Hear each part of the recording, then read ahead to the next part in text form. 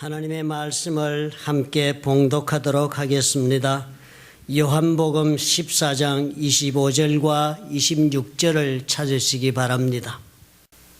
다 함께 한 목소리로 합독하겠습니다. 내가 아직 너희와 함께 있어서 이 말을 너희에게 하였거니와 부회사 곧 아버지께서 내 이름으로 보내실 성령 그가 너희에게 모든 것을 가르치고 내가 너희에게 말한 모든 것을 생각나게 하리라. 아멘.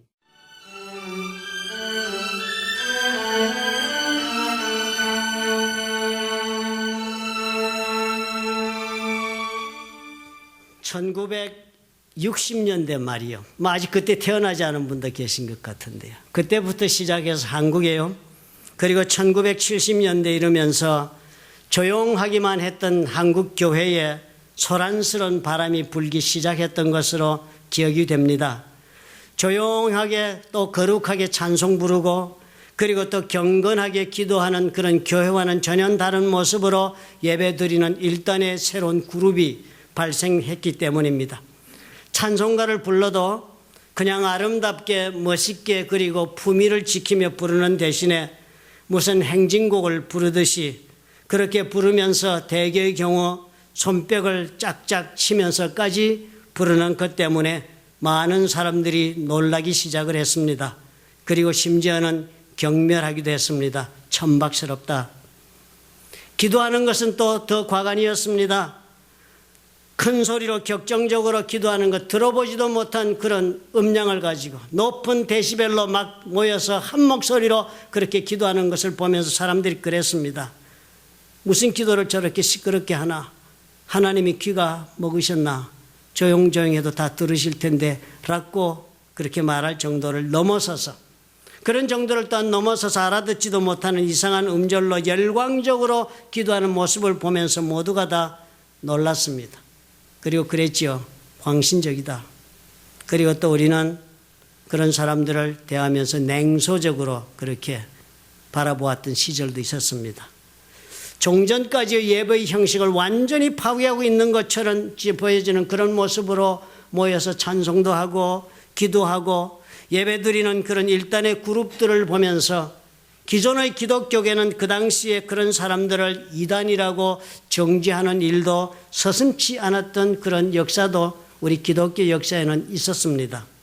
이제는 어느 교회를 막론하고 오히려 찬송도 격정적으로 불러야 제대로 불렀다고 생각하고 기도도 뜨겁게 기도를 드려야만 그것이 정상이라고 생각하는 그런 시대로 또한 접어들고 만 것도 사실입니다. 이제는 그 당시와 비교해 보았어요. 교회가 많이 변화하고 또 발전했습니다. 더 이상 이런 일을 가지고 이단시하는 일은 없는 것으로 보여집니다. 그러나 그럼에도 불구하고 아직도 성도들 간에나 혹은 가르치는 교사들 간에는 견해의 차이와 믿음의 차이로 간간히 불필요한 갈등을 경험하고 있는 경우도 종종 우리는 목도하는 것도 사실입니다. 우리가 성경을 통해서 성령께서 역사에 가시는 모습을 우리가 가만히 살펴보면 성령님은 대개 두 가지의 사역을 두드러지게 행하고 계신 것을 우리가 쉽게 발견할 수 있습니다. 그 첫 번째로 우리가 늘 목격하게 되는 것은 능력의 나타나심입니다. 성령께서 역사하시면 그곳에 하나님의 능력이 나타나시는 거예요. 우리는 그것을 가리켜서 능력사역, 파워 미니스트리다. 하나님이 사람과의 관계 속에서 능력 가운데 임하셔서 우리의 상상을 초월하는 기사와 이적을 행하시는 그런 역사가 성령의 역사함심 속에서 드러난다라고 우리는 말합니다. 사람들을 통해서 드러나니까 우리는 그것이 은사를 주셔서 그 은사를 활용해서 하나님이 우리에게 이룩하시는 역사라고 우리는 그렇게 설명해서 은사라는 단어가 그리스어로 카리스마라고 하니까 카리스마틱 무브먼트, 우리 그렇게 부르기도 하는 그런 운동도 일어나고 있습니다. 성령은 하나님의 영이신지라 하나님의 능력으로 역사하시는 것은 지극히 당연한 일이 되는 것입니다. 사도행전에도 보면 성령께서는 인간으로서는 상상할 수 없는 놀라운 일을 언제나 즐겁게 기꺼이 그리고 아주 편리하게 행하셨던 것을 우리는 얼마든지 발견합니다. 성령께서 우리 가운데에 하나님의 나라를 임하시게 하시는 역사를 우리가 수도 없이 목격합니다. 그런 성령의 역사가 있습니다. 그렇지만 또 다른 하나의 사역이, 대조되는 사역이 가르치는 사역입니다. 능력의 사역과는 전혀 대조적인 아주 참으로 다른 모습으로 우리 삶 가운데 역사하고 계신 성령의 모습이 가르치는 사역입니다. 사도행전을 여러분이 읽어보시면 사도 바울은 어느 곳을 다니든지 하나님의 역사를 성령의 힘으로 그렇게 드러내는 일을 하기 전에 반드시 하나님의 말씀을 전했습니다. 사도 바울이 전한 말씀, 베드로가 처음으로 전한 말씀, 이 모든 말씀을 다 읽어보면 그 말씀이 무슨 말씀이었습니까? 다른 것이 아니었습니다.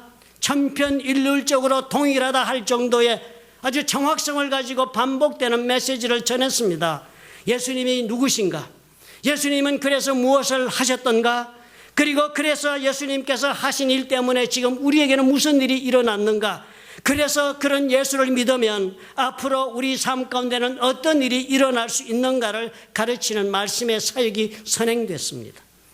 사도 바울이나 혹은 또 주님의 제자들이 군중들을 향하여 말씀을 전하고 있는 그 내용을 살펴보면 예수님의 직접적인 구원의 사역에 관한 증거가 제일 먼저 전파된 것입니다. 그래서 성경을 읽고 많은 분들이요, 교회를 다니시면서 목사님의 설교를 듣다가 그런 지적들을 하시는 분들 종종 우리가 보게 되지요. 말씀이 구원의 말씀, 복음을 전해야지 무슨 다른 말씀을 하실 것이 있나 라고 지적하는 성도들도 그래서 많이 생깁니다. 우리는 이런 메시지를 가리켜서 성경에서 특별히 예수 그리스도와 그의 생애와 그의 복음에 관한 가르침을 가리켜서 캐리그마라고 부릅니다. 특별한 종류의 말씀이니까요. 복음의 진수를 직설적으로 전파하는 특징이 있는 말씀을 우리는 사도행전에서 발견하고 그것을 가리켜서 캐리그마, 그렇게 구분해서 부릅니다. 예수를 믿어 구원받은 자의 그 다음의 삶, 그리고 그 전해진 캐리그마의 근거에서 앞으로 어떻게 인생을 살아야 하는지를 가르치시는 말씀, 그 복음의 말씀을 기초로 해서 앞으로 인생은 이렇게 살아야 의미 있다라고 가르치는 말씀은 따로 또 우리가 그들의 가르침 속에서 별다른 말씀으로 우리가 발견합니다. 그것은 교훈적 가르침, 그래서 그리스어로 디다케라고 부릅니다. 서신서 가운데는 이렇게 두 종류의 가르치시는 말씀이 교차적으로 발견되고 있는 것을 우리가 쉽게 발견합니다. 성령님의 역사는 하나님의 영의 역사인 까닭에 우리의 말로 온전하게 그 모든 것을 다 설명하고 다 포용하는 그런 정의를 내기는 어렵습니다. 하나님의 일을 우리의 인간적인 한계가 있는 지식과 언어의 제한적인 이 능력 가운데서 우리가 어떻게 그 하나님을 다 설명할 수가 있겠습니까? 불가능합니다. 오늘 우리가 읽은 이 요한복음의 구절은요, 그런 성령님의 다양한 사역 중에서 특별히도 가르치시는 사역에 대하여 예수께서 직접 말씀해 주신 구절이라 할 수 있습니다. 요한복음 14장 25절은 이렇게 시작을 합니다. 내가 아직 너희와 함께 있어서 이 말을 너희에게 한다 그랬습니다. 내가 아직 너희와 함께 있을 때 해주는 말이라는 거예요. 내가 앞으로 떠날 때에, 떠나고 나면 문제가 달라진다. 그러나 지금 내가 너희들과 함께 있을 때 가르치는 이야기다 라고 주님이 분명하게 말씀하시는 것을 보아서 우리는 한 가지를 알 수 있습니다.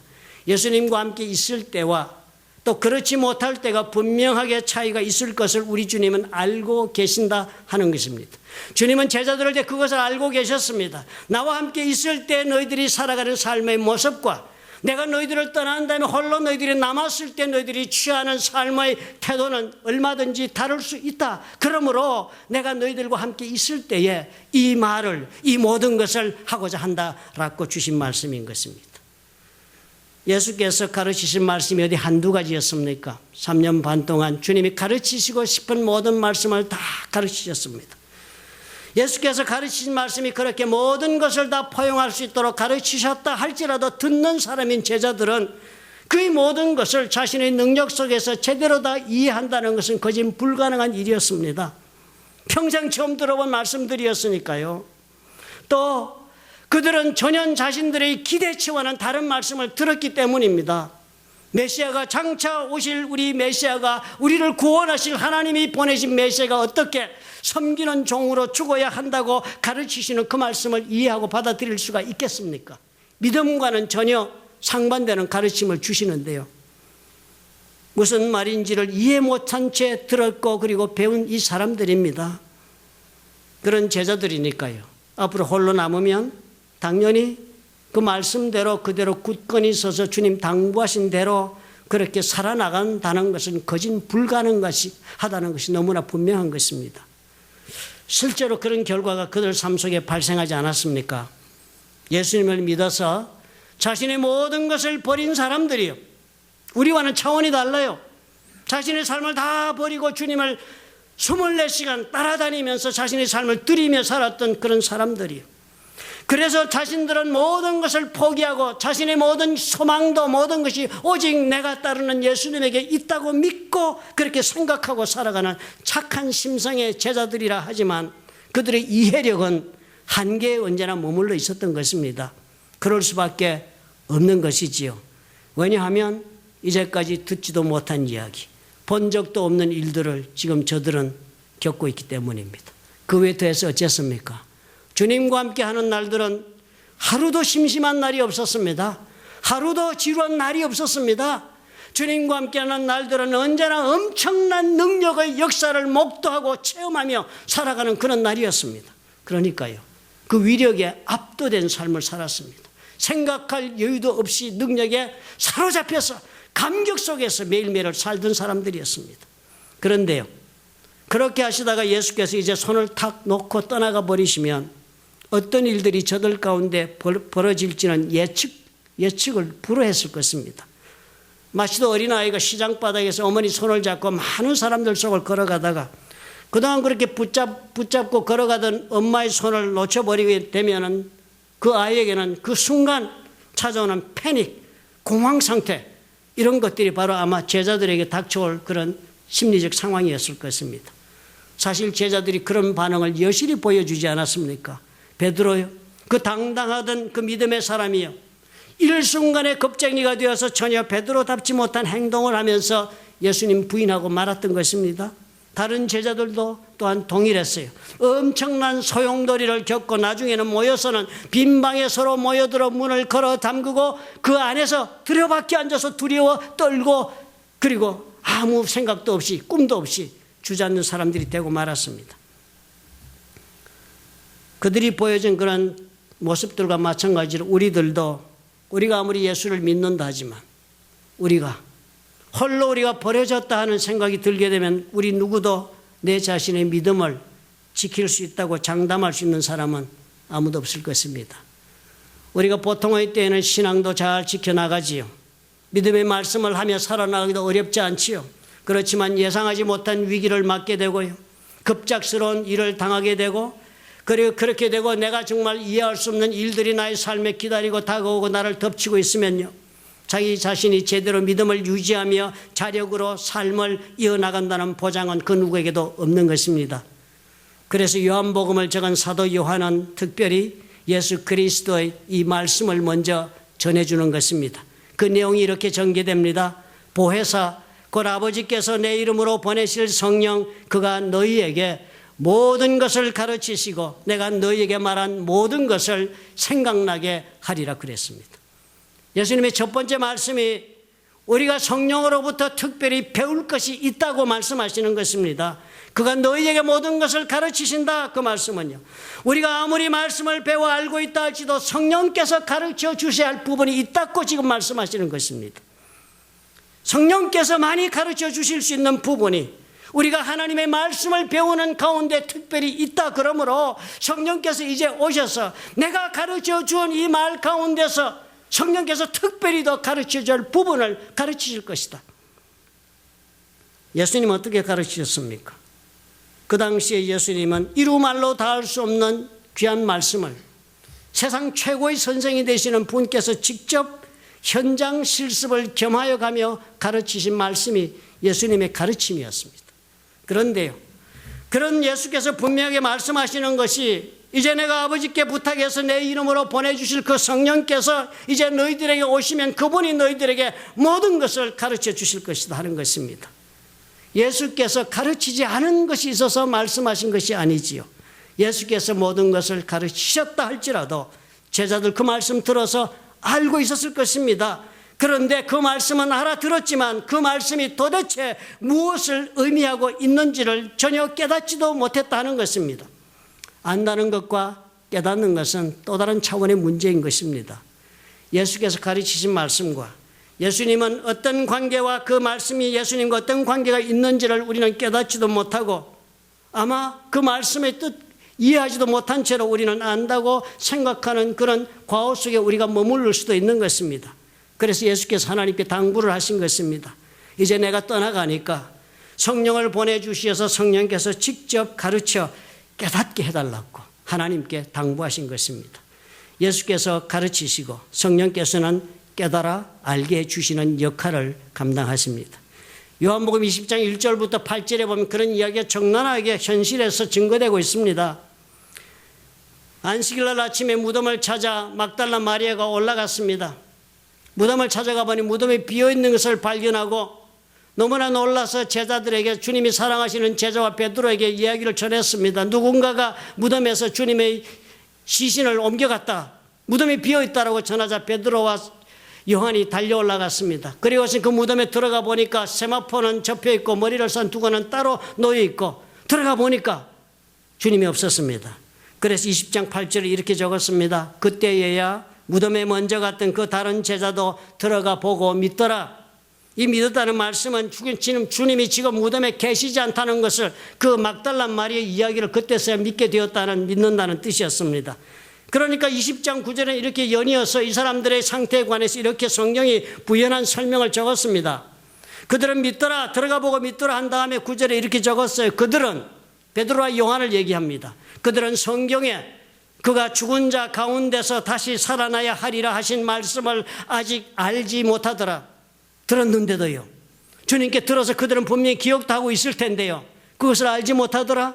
깨달아 알지 못한다는 뜻입니다. 이 말씀 이미 주님께서 저들에게 수차례 언급하셨습니다. 죽었다가 다시 살아날 것을 예수께서 언급하셨던 말씀을 그럼에도 불구하고 그들은 깨닫지 못했습니다. 말씀을 들어서 배웠다고 해서 다 깨달은 것이 아닌 것이지요. 무슨 말씀이든지 배우는 것이 중요하겠습니다. 그러나 배운 말씀들이 내 속에서 아하 하며 깨닫는 과정을 통과해야 하는 것입니다.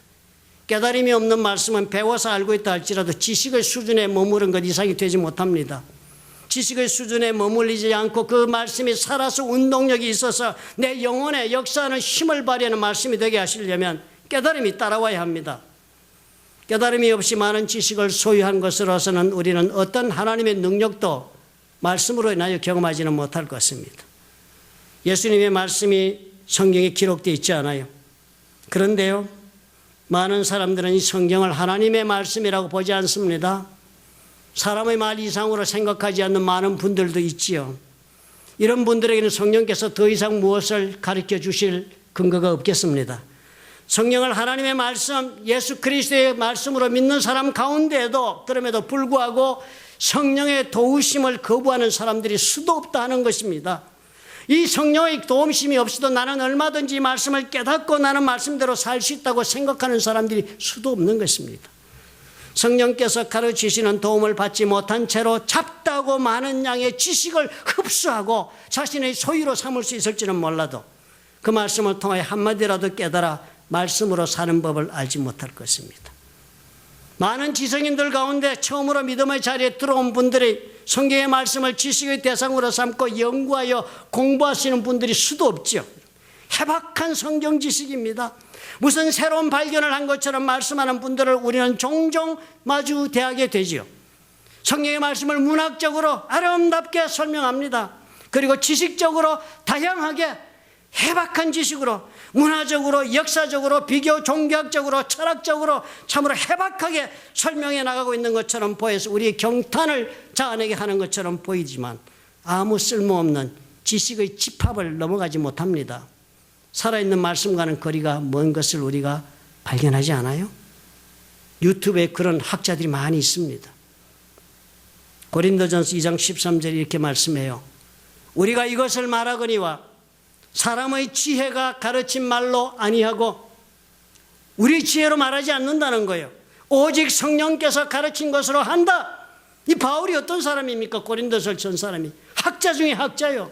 자신의 지식으로 지혜로만 가르쳐도 얼마든지 가르칠 것이 태산같이 많은 것을 소유하고 있는 학자입니다. 그런데도 그 사람 그 말 하는 거예요. 사람의 지혜가 가르친 말로 아니한다. 오직 성령께서 가르친 것으로 한다. 영적인 일은 영적인 것으로 분별하느니라 라고 설명합니다. 많은 경우에 사람들이요, 성령을 거부하지는 않지만 도움을 구하지 않습니다. 하나님의 말씀은 하나님의 영의 도움이 없이는 깨닫지 못한다는 생각을 중요하게 생각하지 않기 때문입니다. 성령은 우리 지식을 지혜의 단계로 끌어올려서 하나님의 살아있는 말씀으로 만드신다는 것을 믿지 않기 때문입니다. 어느 미국 교회 이야기입니다. 어느 미국 목사님이 하시는 얘기를 듣고 제가 오래전에 듣고 웃었던 이야기입니다. 목사님이 얼마나 설교를 지루하게 하시는지 성도들이 모두 신물이 나 있었습니다. 주일날만 되면 지루하게 1시간씩 이어지는 목사님의 설교에 다 신물이 나 있었습니다.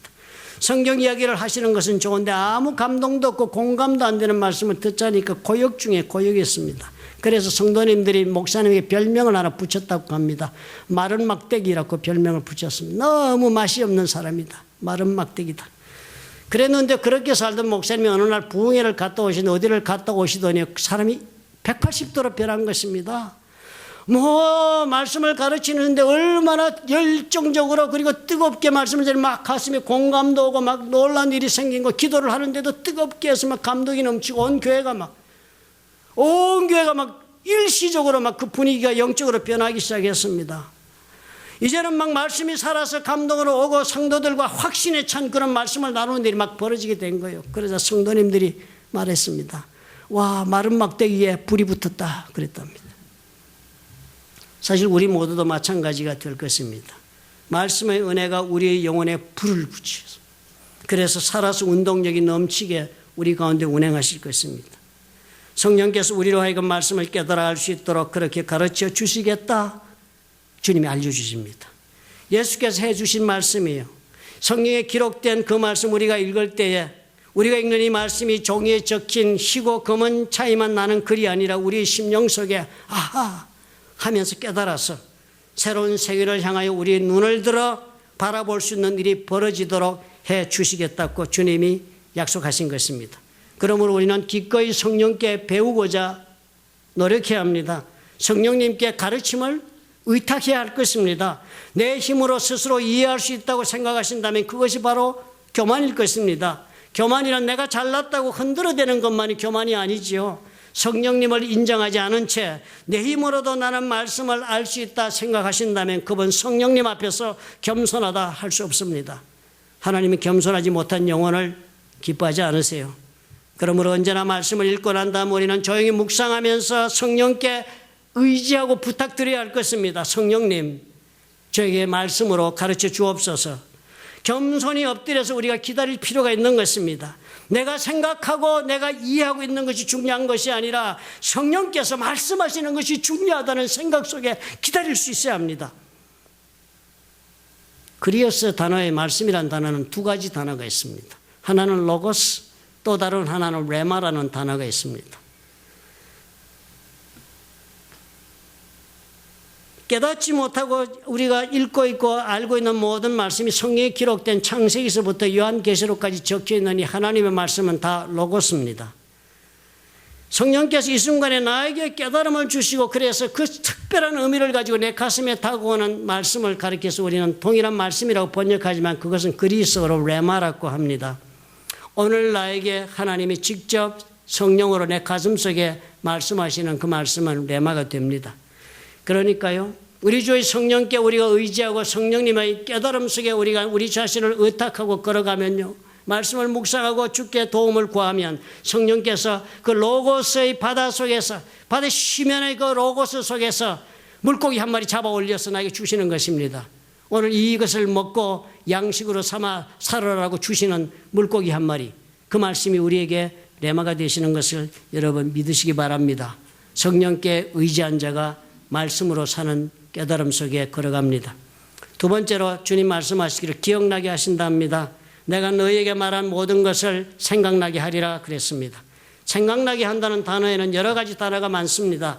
그러나 여기에 사용된 단어는 후포므네시스라는 단어는요, 어떤 제3자가 나에게 생각나도록 만들어 주신다는 그런 뜻입니다. 나에게 상기시키는 것이요. 아무 것이나 마구잡이 내 속에서 막 떠오르는 생각이 있게 한다는 그런 단어가 아니지요. 나에게 꼭 필요한 것을 생각나게 해주신다. 나에게 꼭 지금 소용이 되는 말씀을 지금 기억나게 해준다 하는 그런 의미가 됩니다. 성령께서 그 일을 하신다는 거예요. 성령께서 내가 알고 있는 것이었지만 그동안 잊어버린 것이 갑자기 이것저것 마구잡이로 기억이 새롭게 그렇게 떠오르게 해준다는 뜻이 아니라 나에게 적절한 말씀으로 적절한 때에 말씀이 그 내 머릿속에서 생각나도록 내 마음에 떠올려 주신다는 것입니다. 아무리 많은 재고를 창고에 가지고 있어도 여러분 어디에 무엇이 있는지 알아서 꺼낼 줄을 모르면 그 재고는 아무 쓸모가 없는 재고가 됩니다. 구슬이 아무리 많아도 꿰어서 그렇게 꿰어놓지 않으면 쓸모가 없는 것처럼 우리의 지식이라든지 아무리 깨달음이 많았다 할지 그 깨달음이 우리의 영혼 속에 잠겨만 있으면 아무 쓸모가 없는 것입니다. 우리 성령께서는 우리 가슴 속에 우리 영혼 속에 들어와서 그 역할을 하신다 합니다. 예수께서 누가복음 12장 11절에 보면 제자들을 내보내시면서 이런 말씀을 하신 것을 보면 우리가 얼마든지 성령의 이 역할을 이해할 수가 있습니다. 주님이 제자들을 보내면서 이 제자들이 서로 두려워하고 그리고 준비되지 않아서 앞으로 사람들을 만나 어떻게 복음을 전할까 걱정하는 제자들 앞에 주님이 당부하시면서 이제 나가서 복음을 전해라 그러면서 이렇게 말씀하세요. 사람이 너희를 회당이나 위정자나 권세 있는 자 앞에 끌고 가거든 어떻게 무엇으로 대답하며 무엇으로 말할까 염려하지 말라. 마땅히 할 말을 성령이 곧 그때에 너희에게 가르치시리라. 어떤 다른 성경에 보면요. 할 말을 너희 입에 넣어 주시리라. 그렇게 해석한 적도 있습니다.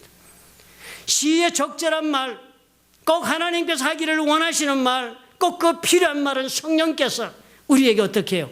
생각나게 해주시는 것입니다. 우리가 성령의 사람이 되어야 할 필요가 여기에 있습니다. 나 입으로는 어리석은 말, 무지한 말, 죄된 말밖에는 쏟아내지 못하는 것이 우리의 본성입니다. 내 마음속에 들어있는 것이 입으로 나올 터인데 내 마음에 들어있는 것이 그것밖에 없다고 성경이 증거하지 않습니까? 하나님의 도우심이 필요합니다. 말하고 사는 데는 하나님의 도우심이 필요합니다. 사랑의 말을 하고 사람을 살리는 말을 하고 그리고 자비와 긍휼의 말을 우리가 하며 살아야지요. 성령께서 그때 이 적절한 말씀을 생각나게 해주실 것입니다. 제자들에게 주셨던 그 말씀대로 저들은 참으로 예수 그리스도께서 약속하신 성령을 받기 전까지는 실족하고 넘어지고 그리고 수많은 실수를 반복하는 삶의 자리에 그냥 머물렀습니다. 그러나 성령을 만난 다음에 성령께서 저들의 영혼 속에 들어온 후로는 두 번 다시 저들은 실족하지도 않았습니다. 두 번 다시 저들은 실패하고 물러서지도 않았습니다. 두 번 다시 두려워하여 흔들리지도 않았습니다. 저 사람들은. 분명히 하나님께서 가르쳐 주신 그 말씀대로 자신의 삶을 성공적으로 살아낼 수가 있었던 것이 바로 성령의 이 두 가지 약속. 그들의 영혼 속에 들어가서 가르치시고 깨닫게 하시고 그리고 또 생각나게 하시는 그 역할 때문에 가능했던 것입니다. 오늘도 우리가 하나님 앞에 참으로 우리가 주의 말씀 가운데 살아 주의 은혜 가운데 이루는 삶을 살아가기를 원하신다면 우리가 이 성령께 의지해야 할 것입니다. 성령께서 우리의 영혼 속에 들어와 이 두 가지 역할을 감당해 주실 수만 있다면 그리고 우리가 기꺼이 겸손하게 성령의 가르치심과 깨닫게 하시며 우리가 순종하고 내 마음을 아버지 앞에 쳐서 복종시킬 수만 있다면 하나님께서 우리에게 이루어 주신 삶 얼마든지 경험하면서 인생을 경영할 수 있을 것입니다. 제자들이 그리했던 것처럼 저와 여러분도 그리하실 수가 있을 것입니다. 믿으시면 아멘 하시기 바랍니다. 기도하겠습니다.